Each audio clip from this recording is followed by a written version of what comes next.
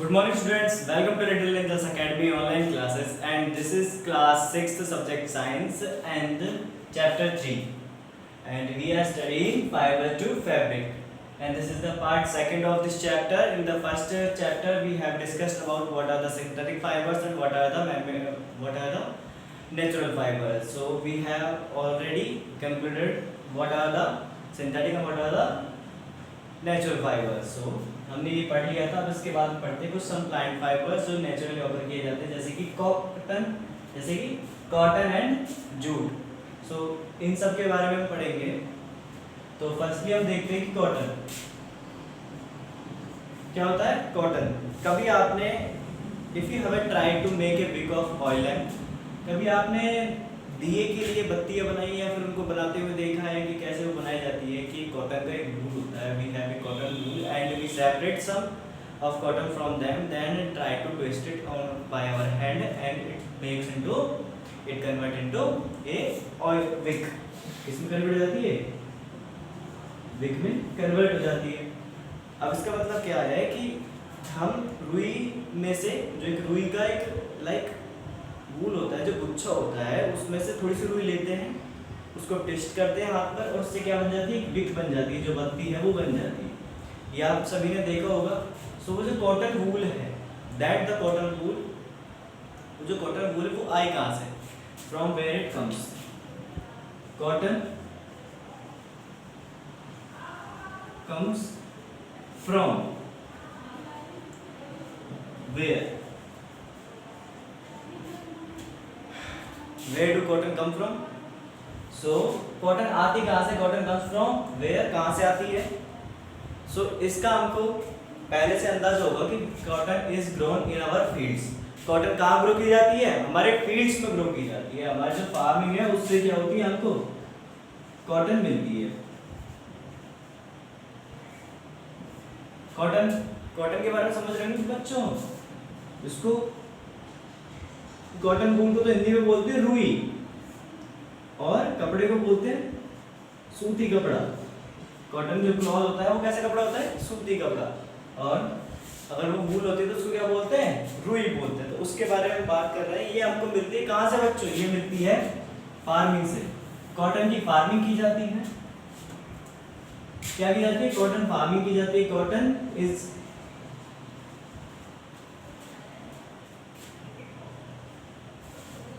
gained from cotton farming.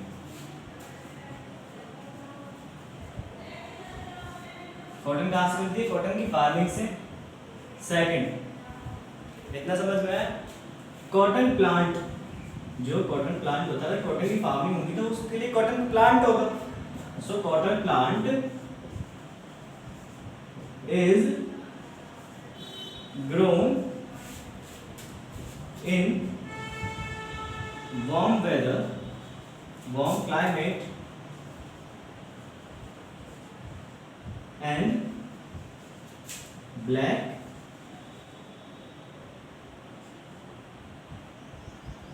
soil. जब cotton को grow किया जाता है तो क्लाइमेट कैसा होता है? वार्म. और सॉइल कैसी होती है उसके लिए? कैसी सॉइल की नीड पड़ती है? ब्लैक सॉइल की. हमारे पास 4-5 टाइप की क्या होती है? सॉइल्स होती है, जैसे कि black soil, alluvial soil, red soil and yellow. उसके बाद में आ जाती है लैटेराइट. सो ऐसी काफी सारी सॉइल होती है, जिसमें से कौन सी सॉइल काम आती है यहाँ पे?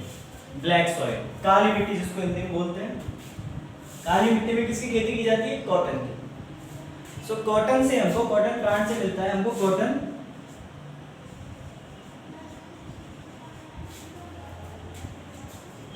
बड. कॉटन का क्या मिलता है हमको? एक बड मिलता है.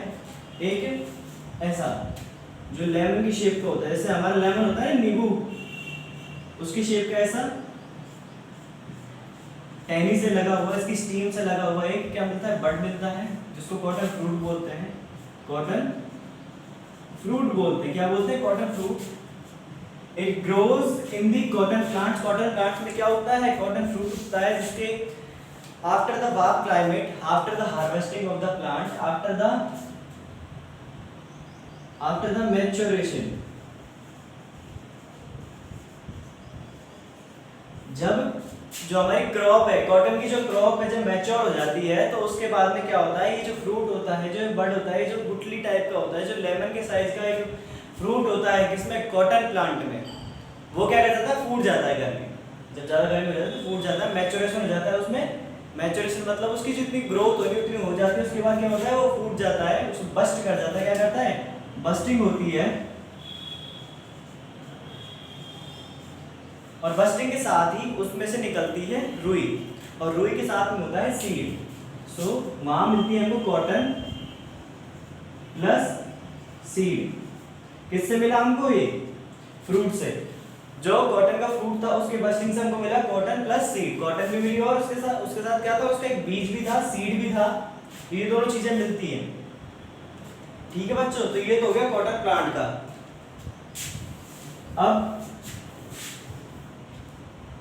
अब इस कॉटन प्लस सीड एंड हमको क्या चाहिए, ओनली कॉटन, हमको क्या चीज काम में लेनी है, कॉटन। सो इनको जो अलग किया जाता है, इनको अलग किया जाता है, सेपरेट किया जाता है, to separate the cotton wool from cotton seeds. Cotton seeds में से कॉटन वूल को अलग करने के लिए we need the tool which is made up of plastic or steel or iron or wood। ये या तो लोहे का बना होता है या फिर लकड़ी का, या फिर लकड़ी पे लोहे की लगी होती है, ऐसा कुछ एक कॉम्ब टाइप पे, जो हमारे घरों में कंगा होता है, ऐसे ही ये भी एक बड़ा वाला कंगा होता है। इसकी हेल्प से क्या किया जाता है, कॉटन सीड में से कॉटन को अलग किया जाता है। इसी की हेल्प से क्या किया जाता है, कॉटन अलग और कॉटन सीड अलग, ये दोनों क्या कर दिए जाते हैं, अलग अलग कर दिए जाते हैं bye the help of comb that is called ginning. ये कॉम्ब नॉर्मल कॉम्ब नहीं है, ये लार्ज कॉम्ब है, बड़ा वाला। कैसा कॉम्ब बच्चों, बड़ा वाला कॉम्ब है, इसको बोलते हैं कॉम्बिंग मेथड, इसको बोलते हैं गिनिंग मेथड। क्या बोलते हैं इसको, इस प्रोसेस को बोलते हैं हम गिनिंग। क्या बोलते हैं, ginning. So what is ginning, ginning is the process by which the cotton is separated from the cotton seeds.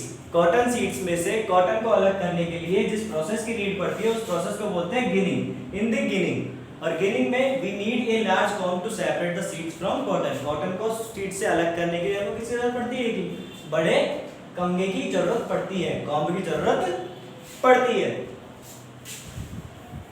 सो आप शायद अच्छे से गिनिंग की क्या लिख सकते हो, डेफिनेशन लिख सकते हो। दैट गिनिंग की डेफिनेशन हम यहां लिख रहे हैं, to separate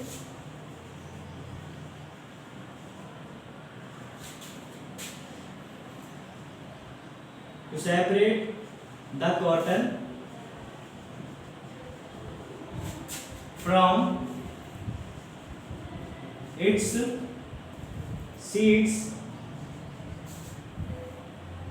by the help of large comb।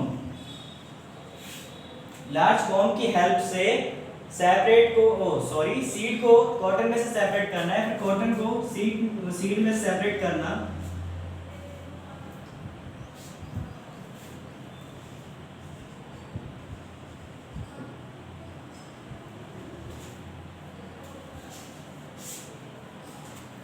इस प्रोसेस को क्या बोलते हैं, ginning. The process is called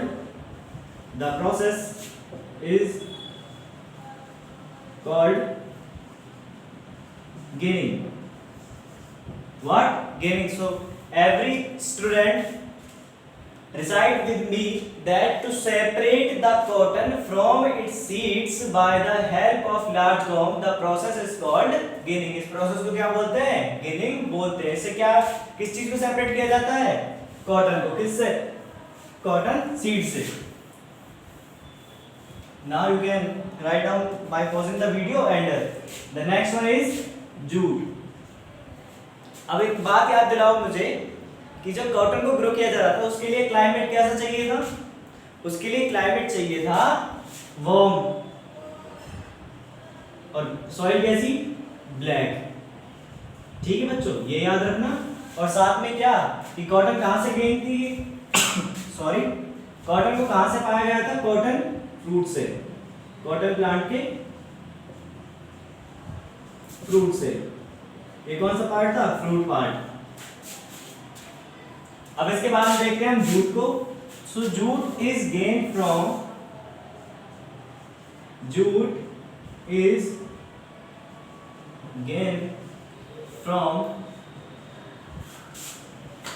steam of the jute plant। Cotton jute को कहां से प्राप्त किया जाता है? जूट प्लांट के स्टीम से प्राप्त किया जाता है। और इसके लिए वेदर कैसा चाहिए? इसके लिए वेदर चाहिए रेनी सीजन। कैसा सीजन? Rainy season. किसके लिए? जूट के लिए। और इसको उगाया जाता है, इसको ग्रो किया जाता है कहां पे? असम, वेस्ट बंगाल एंड अभी यही लिखो एक्सेट्रा। मेनली आप ये दो याद करो, असम एंड वेस्ट बंगाल में क्या किया जाता है? इसकी फार्मिंग की जाती है। किसकी? जूट प्लांट की। किसकी? जूट प्लांट की। जब ये जूट प्लांट ग्रो होता है बारिश में बड़ा होने के बाद में, बारिश ये रेनी सीजन में क्या करता है? ये ग्रो करता है। जब इसकी ग्रोथ हो जाती है, जब ये मैच्योर हो जाता है, तब इसकी हार्वेस्टिंग कर दी जाती है। इसको कट कर लिया जाता है और रख दिया जाता है, और फिर बाद में इसको कुछ दिनों के लिए भिगोया जाता है। एंड क्या किया जाता है? इसको भिगोया जाता है कुछ दिन भिगोने के बाद में। After wetting the jute plant for some days, for few days, इसको वापस से बाहर निकाला जाता है और अपने हाथों की हेल्प से, हैंड की हेल्प से, by the hand, jute fibre is separated from jute plant. Jute plant में से जूट फाइबर क्या कर लिया जाता है? सेपरेट कर लिया जाता है। सो आपको ये जूट समझ में आया? जूट कहां से मिल रहा है? वो jute is gain from steam part. ठीक है, कहां से? स्टीम से। तो डायरेक्ट इसको क्या किया जाता है? उसके फाइबर को अलग कर दिया जाता है। अब इसके बाद आता है spinning. What is spinning?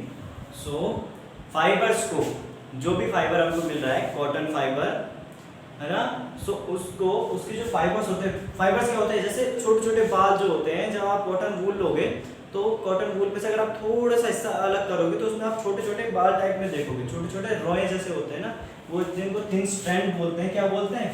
Thin strand. जब उन थिन स्ट्रैंड्स को देखोगे तो वो क्या होते हैं? वो होते हैं फाइबर्स, प्लांट फाइबर्स। क्या होते हैं बच्चों? वो होते हैं प्लांट फाइबर्स। इनको एकजुट करने के लिए, इनसे एक धागा बनाने के लिए, लंबा वाला एक long, to make a long yarn, the process is called spinning. So जिस प्रोसेस से इन थिन स्ट्रैंड्स को, इन फाइबर्स को एक यार्न में कन्वर्ट किया था, उस प्रोसेस को क्या बोलते हैं? स्पिनिंग बोलते हैं। किया कैसे जाता है? आपने कभी किसी को रुई बनाते हुए देखा है, एक विक बनाते हुए देखा? वो अपने हाथ पे थोड़े से कॉटन वूल रखती है, उसको ऐसे ट्विस्ट करती है। क्या करती है? ट्विस्ट करती है। तो by the twisting, so by twisting, जो थिन स्ट्रैंड्स हैं, जो फाइबर्स हैं, उनसे क्या बनाया जाता है? यार्न बनाया जाता है। That is called spinning. यहां मैं स्पिनिंग की क्या लिख रहा हूं? डेफिनेशन, मेकिंग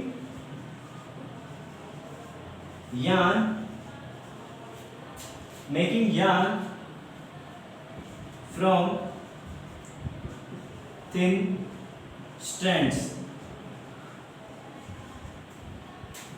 by twisting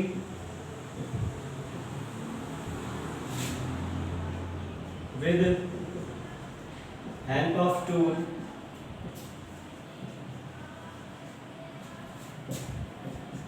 यहाँ क्या लिखना, तकली, तकली क्या बोलते हैं इसको, तकली। With the help of tool, tool कौन सा होता है, तकली। इट इज कॉल्ड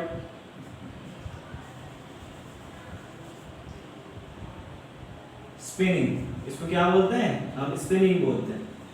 क्या बोलते हैं, स्पिनिंग बोलते हैं। कि एक ऐसा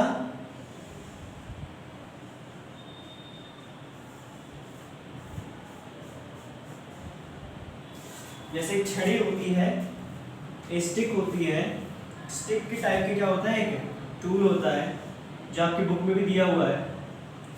सो इसकी हेल्प से, by the help of this तकली, by the help of this तकली the yarn is made by thin strand. इन थिन स्ट्रैंड की हेल्प से, इन थिन स्ट्रैंड से क्या बनाया जाता है, यार्न बनाया जाता है। किसकी हेल्प से, इस तकली की हेल्प से। सो आपको तकली पता लग गया क्या है ये, और बुक में क्या है, इसका डायग्राम भी दिया हुआ है। और इस प्रोसेस को क्या बोलते हैं, स्पिनिंग। सो सभी बच्चे मेरे साथ में दोहराएंगे, डिसाइड करेंगे। Making the yarn from thin strands by twisting with the help of tool तकली, it is called spinning. Spinning किसको कहते हैं, कि एक फाइबर्स की हेल्प से, फाइबर्स को लेके यार्न बनाना किसी तकली या फिर टूल की हेल्प के साथ में, उस प्रोसेस को क्या बोलते हैं, स्पिनिंग बोलते हैं। क्या बोलते हैं, स्पिनिंग। सो आज का सेशन हमारा कंप्लीट होता है। I hope that you have learn it successfully and all of the better that I have told you. So students, stay home, stay safe and keep study. और आप ये सब चीज़ याद रखा करो, याद करते रहा करो, जिससे कि अगर आप जब आप स्कूल आओगे तो आपका वर्क जो चेक होगा कि आपने ऑनलाइन स्टडीज में क्या क्या पढ़ा, वहाँ आपको प्रॉब्लम नहीं है। Thank you students.